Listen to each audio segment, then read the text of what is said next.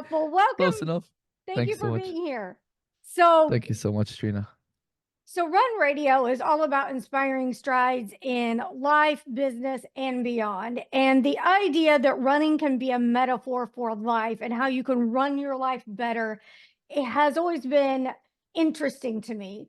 You have to learn patience, endurance, and so many mental aspects of running apply to life. So you've written a book on longevity.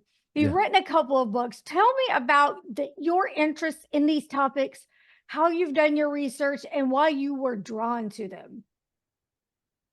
Yeah, so I got into the health, deeply into the health stuff after I turned 30. I met the woman that would later become my wife, and my priorities started changing, and I suddenly saw my grandmother deteriorating in her last years, my mother's health issues, and I was lucky that I was somewhat unscathed by my lifestyle in my 20s.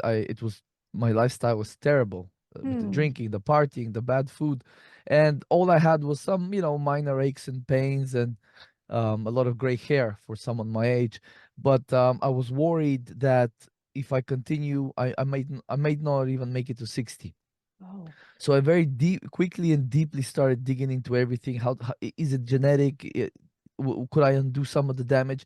And I definitely undid a lot of the damage I did to myself. And through this journey, at one point, someone in my family, a young child, he was about 4 at the time, was suspected of being on the autistic spectrum. So that I was so deep into the stuff at that time, I just started digging into autism. I had to figure out, is it genetic?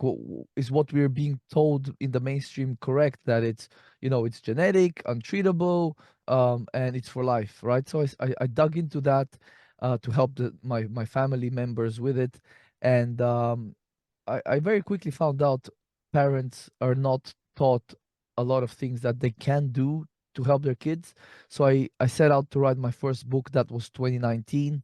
I published my first book. It was on autism and children's health in 2020. And of course, all this time, now it's 4 years later. All this time, I was continuing to, work with clients, young, old, older, and I was continuing to learn things about my own longevity, right? So I always wanted to do something more about biohacking, optimal health, this kind of stuff. And I had a kid a couple of years ago. I finally had the time, the space, the energy, and the motivation to finally start this series on longevity called How to Actually Live Longer. So this is volume one I just published a couple of months ago. And the goal is to maybe do 3 volumes, maybe even 5, because it's a vast topic, as you know. Health in general is any specific topic is a vast topic. So I thought I would start here with this short little intro to it. What were some of your findings on the autism research?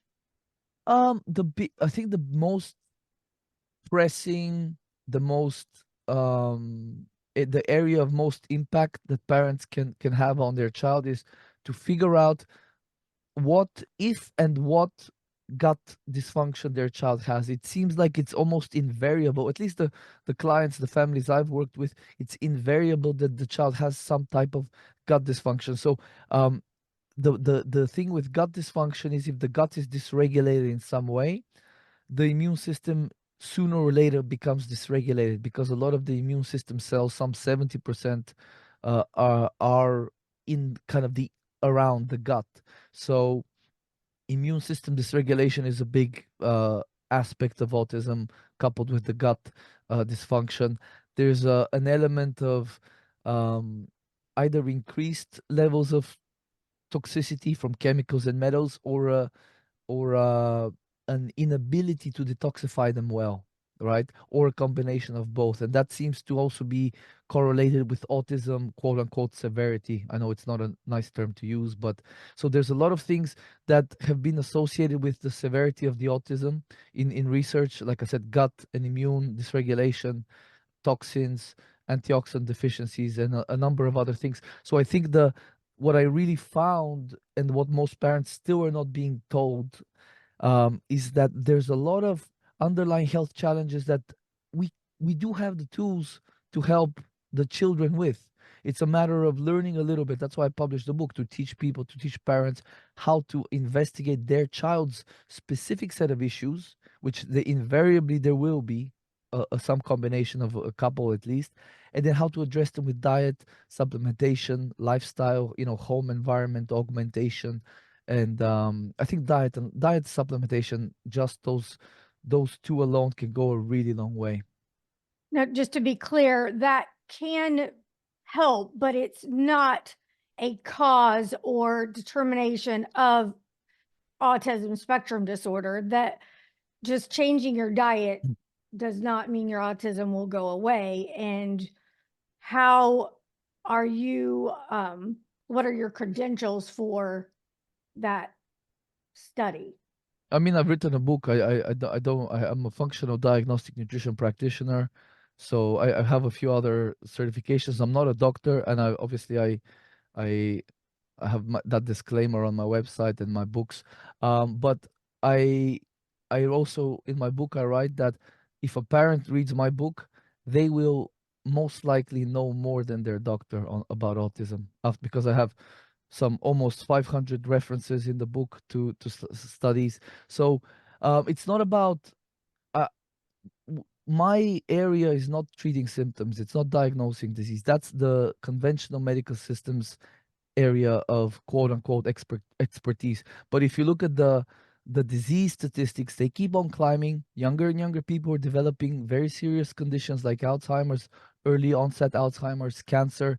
We have children with autoimmune disease, diabetes, obesity. So it's clear that the conventional paradigm has failed us, while at the same time pharmaceutical companies are still raking in the billions every year. Their sales are pretty damn good. So it's clear that to me, I almost nowadays, when someone tells me you're not a doctor, I'm like, yeah, I'm actually happy that I'm not a doctor, because I'm not a part of the problem. You know what I mean? Yes. Do you experiment on yourself with certain things? And what are some of those things that you've, Oh my God. It's like, yeah.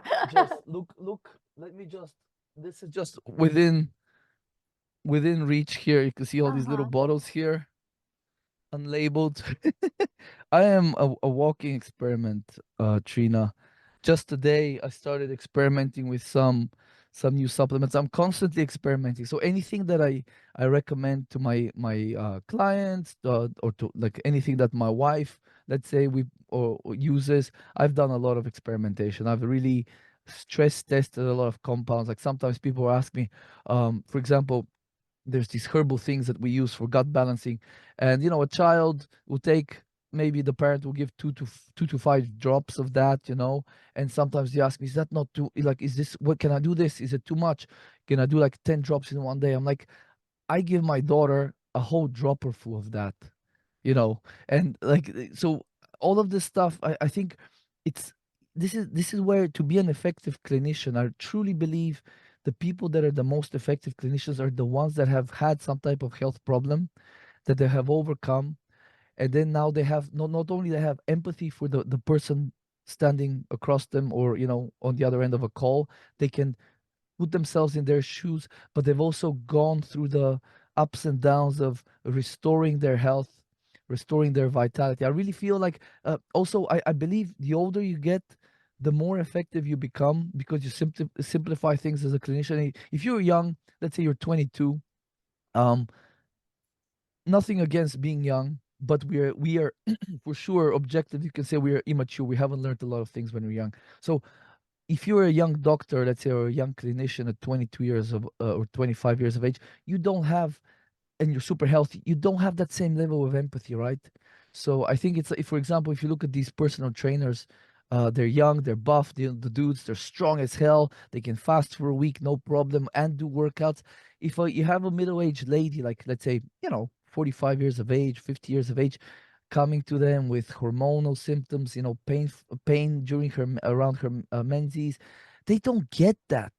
Especially if you haven't worked with people and you haven't had your own pains and aches during your kind of growing older.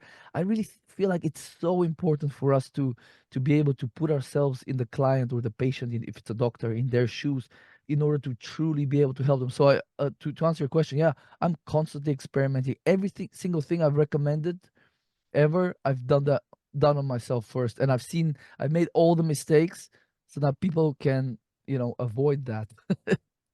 When you're talking about longevity, what's one of the number one things that we could be doing right now that will improve our lives and give us maybe a few more years that we're not thinking of? So I think the probably the number one thing will be to start aggressively reducing stressors, Okay. because at the end of the day, it's stress that is killing us. It's aging us. It's contributing to disease. Very in a very literal sense. I know it's almost sort of we're numb to statements like stress is a killer and so on. But when you actually look at the biochemistry, what happens physiologically in the body when you're under stress, you can see that cortisol rises, adrenaline rises, stress hormones rise, and they are destructive. Cortisol is destructive. It stimulates lean tissue to be broken down. That includes muscle, but also bones and joints and skin and even organs and parts of the brain.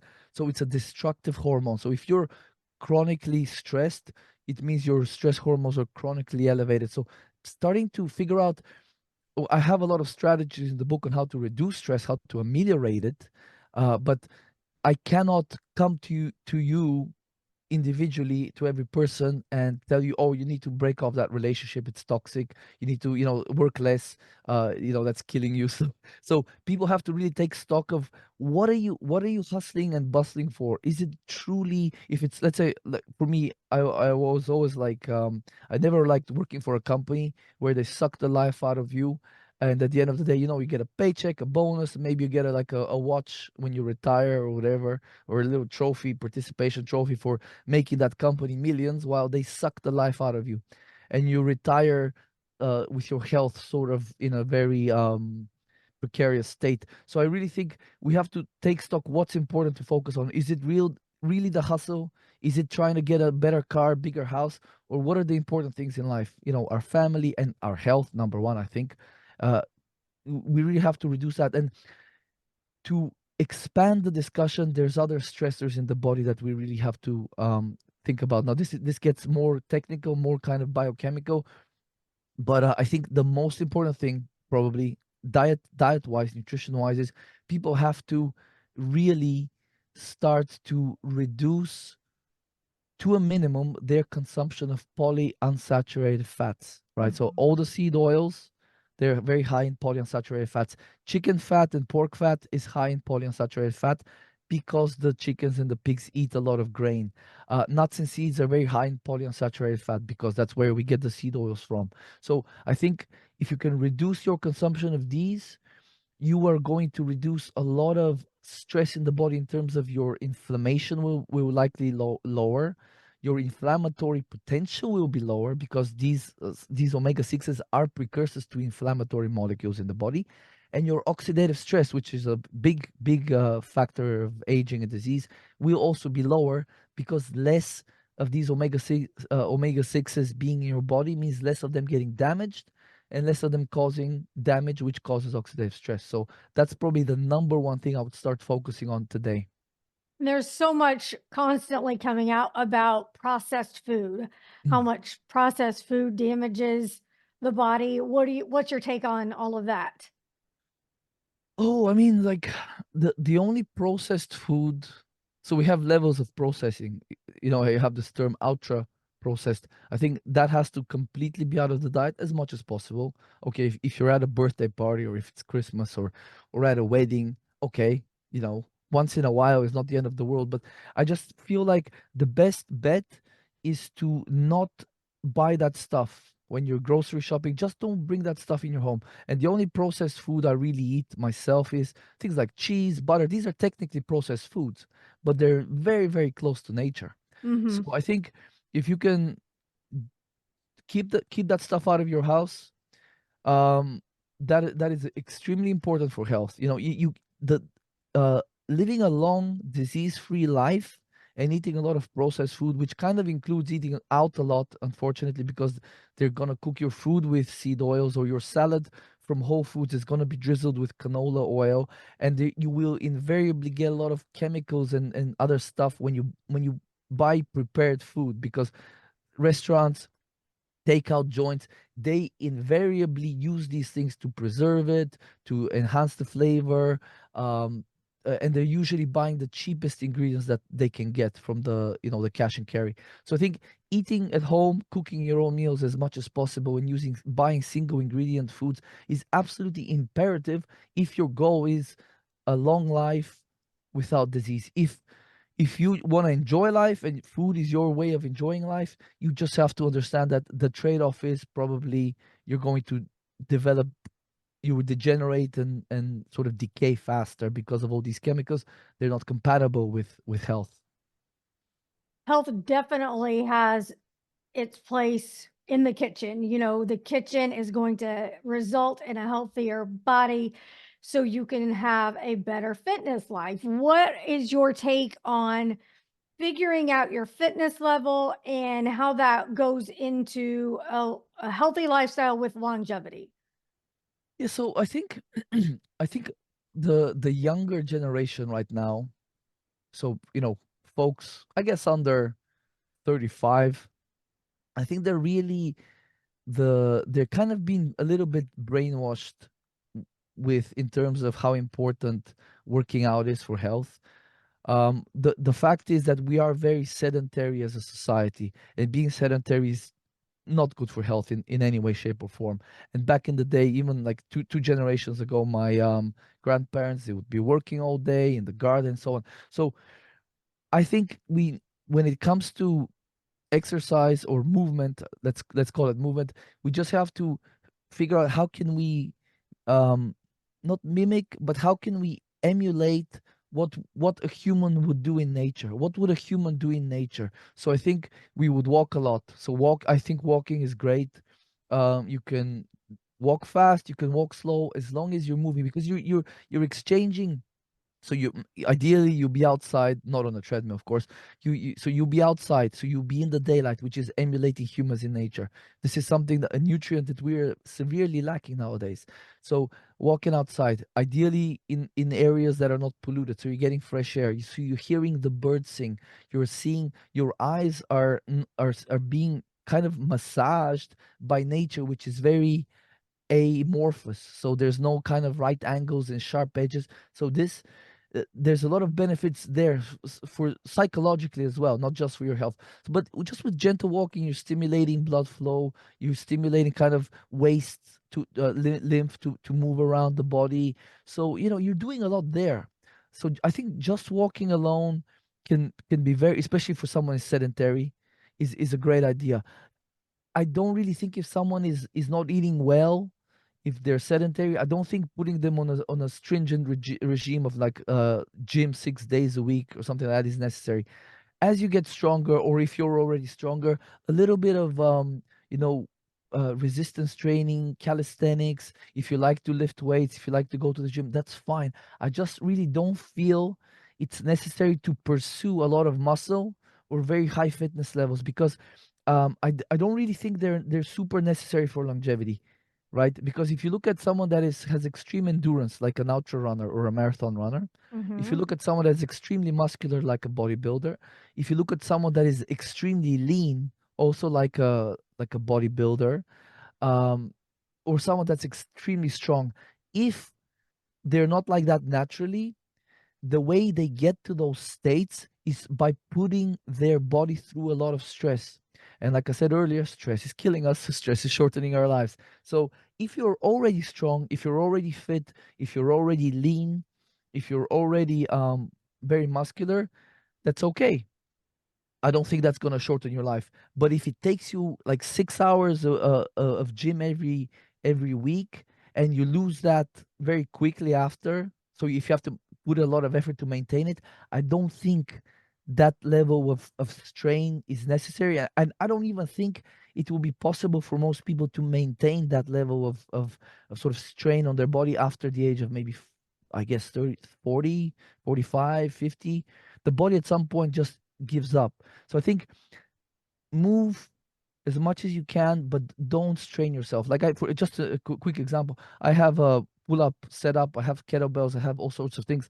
I'll do like two pull ups, and then an hour later I might do another two pull ups, and I have a kettlebell. I'll do some stuff. I'll do some push ups. I'll do the ab wheel. I might, instead of walking up the stairs, I might run up the stairs. It's little bouts of tiny mini workouts, right? A minute or less sometimes, or 10 minutes tops, 15 minutes tops, that I intersperse throughout my day, throughout my week, instead of putting my body through all this kind of, you know, especially running. I really feel like it's a lot of stress for a relatively little gain long term. I do agree that you can still have a lot of functional fitness by doing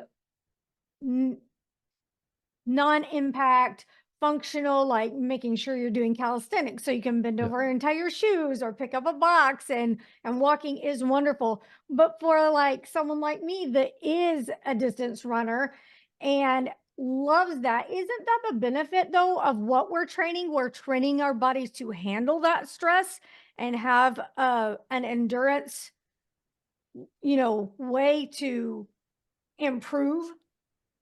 I think so. How long have you been running? I've been running since my 20s. Right. So I think after a while, you get used to it, right?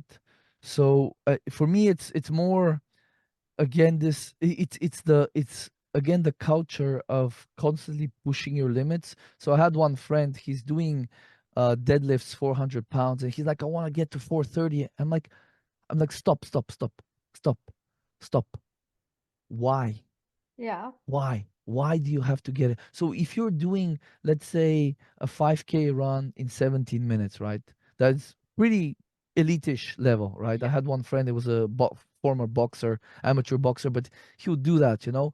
So I think, if you're in your 40s, I don't think you should strive for that. If you can do a 5K in 25 minutes, that's pretty damn good. I think if you maintain, if you're happy with where you get and don't let your ego get in the way, it's probably fine, right? As long as you dial in the other healthy practices and, sleeping and so on. But I think it's this constant. Again, it's the young people that are being sort of the Instagram models, the Instagram influence. It's constantly we are comparing ourselves to guys that are probably enhanced in some way, to girls that, probably God knows they could have an eating disorder. So for me, it's this culture where our kids are going to be excuse me, our kids are going to be like, oh, I'm not as good as, this girl influencer, this guy influencer, and they're going to continue pushing themselves in order for what, to be a little bit better, or to be better than XYZ. So I think if you're doing it from a healthy perspective, like you are, Trina, that's totally fine.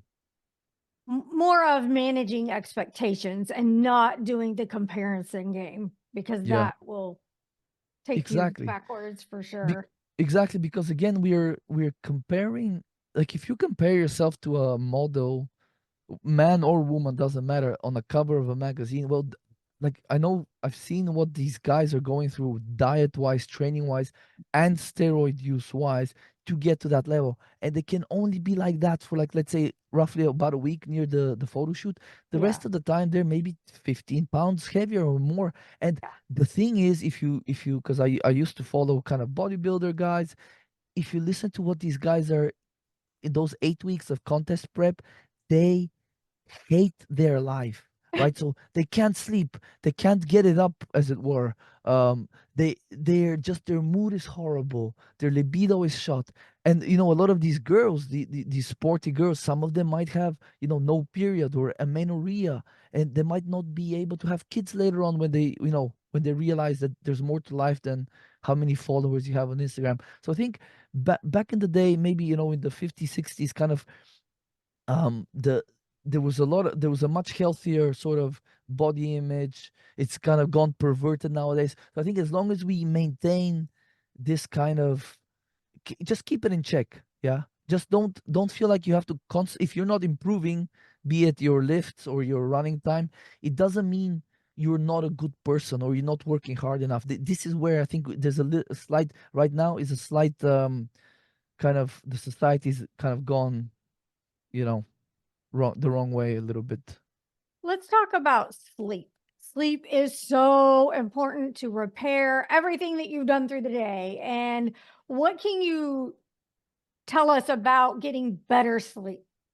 Okay, so I think a big issue for people is it, it might sound counterintuitive, but is they're not eating enough carbohydrates near bedtime. We've Mm, become, yeah, we've again, this is social programming. We've been programmed to think that if you eat carbs in the evening with dinner, you're going to store it all as fat. But here's the thing: your liver, heart, brain, and kidneys, just those four organs, consume 60% of the energy you produce throughout the day. Right? So if just roughly, let's say 3,000 calorie person, like someone my size, so that 2,000 calories of that roughly is going to just go towards these four organs. So when you go to sleep, you continue to have bodily functions, especially if you're working out, you're exercising. There's a lot of repair that has to happen, and you need energy for that repair, and obviously nutrients, amino acids, and so on, fats. So um uh in the book I talk about a little hack is 30 to 60 minutes before bed, eat 2 to 4 tablespoons of honey. The Because honey is like roughly 50% fructose. Fructose very readily converts to liver glycogen. You're topping up your liver's glycogen stores. So now when you go to sleep, let's just go back one step. So you eat a lot. Let's say you eat your meal, hmm your liver tops up its glycogen. Any spare will go out to the muscle glycogen, and some may get stored as fat, but it's usually directly fat that gets stored as fat. You have to eat a lot of carbohydrates for that to start getting turned into fat, right? Because it's an energetically expensive process that the body doesn't undertake when there is already fat coming from the diet. But let's say you you finish your last meal, and then 2 hours later you go from storing amino acids and so on and building. You now go quote unquote catabolic, which kind of is you start breaking down, first of all, liver glycogen. So when you go to sleep, you're running your brain, your body is running on liver glycogen, right? As that starts getting depleted, you have to you have to start creating glucose, so gluconeogenesis. And this process of creating glucose, the faster you run out of your liver glycogen, the sooner that kicks in. But here's the thing: that that process is stimulated by stress hormones like glucagon, cortisol, and so on. So the trick with sleep is to, first of all, not give your body a reason to raise the stress hormones too early. So if you're waking up in the middle of the night and you can't fall back asleep, it's likely your stress hormones are high. So I've had clients that their sleep problems completely go away after just doing the honey thing at night. Now you don't have to do honey. You could just have enough carbs with dinner. Let's say 80 to 100 grams of carbs, and make sure that dinner isn't too far from sleep. Like if you eat at 5 p.m. and you go to bed at 10 p.m., that's 5 hours you haven't eaten. So likely at least two, maybe 3 of those hours, you're already starting to deplete some of that liver glycogen. So I think that is such a simple thing that the low carb movement has made us sort of carb phobic. And then I have people that have been like carnivore or keto, they're coming to me with sleep problems, and I'm like, well, this is right here the problem. It's the fact that you're afraid of carbs. And again, this is another one of those societal things right now that it's going to take probably decades to undo.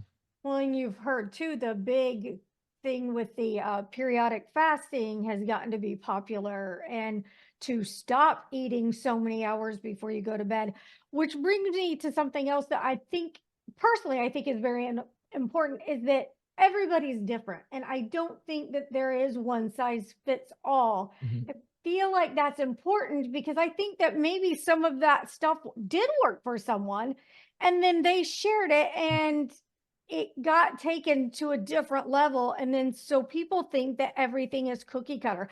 Going Yes. back to your workout example, Yes. you Yes. see a model that did something for a shoot and they think that's an entire lifestyle. And I feel Yeah. that's very dangerous. What do you think about that, real quick, before we go? I mean, that's exactly it. Like, I'll just give you an example. There's a couple of guys. There's three guys, big carnivore guys. And all three of them are doctors, right? So two of those guys, they're these huge guys. They were like elite level genetics. They were professional rugby players. The other guy's super jacked with his six pack, right? So these guys, for me, it's like, okay, it worked well for you, the carnivore thing, zero carbohydrates. A couple of them just eat meat, just steak, no other carbohydrates. And I'm thinking to myself, that is terrible to use yourself. You're an elite level, you're a monster of a man. Like most guys would, cut off their right hand to be like you, right? So these guys are, and I like these guys, they're very nice guys, all of them. But this is where we're kind of like what I said earlier, you have to have had some health issues in life. Not that you have had to have, but it's good if you've had your own health struggles. You've grown as a human, as a practitioner. Then you can say, if imagine like a 45-year-old woman coming to me and me telling her, oh, just eat 2 pounds of steak a day, you'll be Yeah. totally fine, you create all the glucose you need. But that's again going back, you are using stress hormones to create that glucose. So I really think um we have to, you're exactly right, everyone is super individual, and women are tend to be much more sensitive to hormonal changes caused by stress hormones, because of course the monthly cycle and other factors. So we have to have a bio individualized approach. And at the end of the day, we just have to really, when we look at someone that's a hero of ours and we try to model them, we have to put ourselves in, it's some of these guys and gals, it's their full-time job to look that good, so they get the sponsorships and so on. And some of them, I've heard them say, he said, one guy said, I don't know how people manage to like get super fit and ripped with when it's not their full-time job, because this is my full-time job and it's still super damn hard. you Yeah. know so Yeah. we have to like set our expectations and try to kind of live in the real world. That's right. Manage expectations. Thank you so much. Come back. I feel like we could talk even more. If someone wants to connect with you, get your books, where do they go? Thank you, Trina. This was fun. My website is just my name, christianyordanov.com. I work with clients. Anyone can book a free intro call with me to see how I can help them, whether it's a health problem, gut issue. They can read on the website, and all the links are there to my resources on the website. All right. Thank you so much. Come back and be sure you're following along at runradio.net.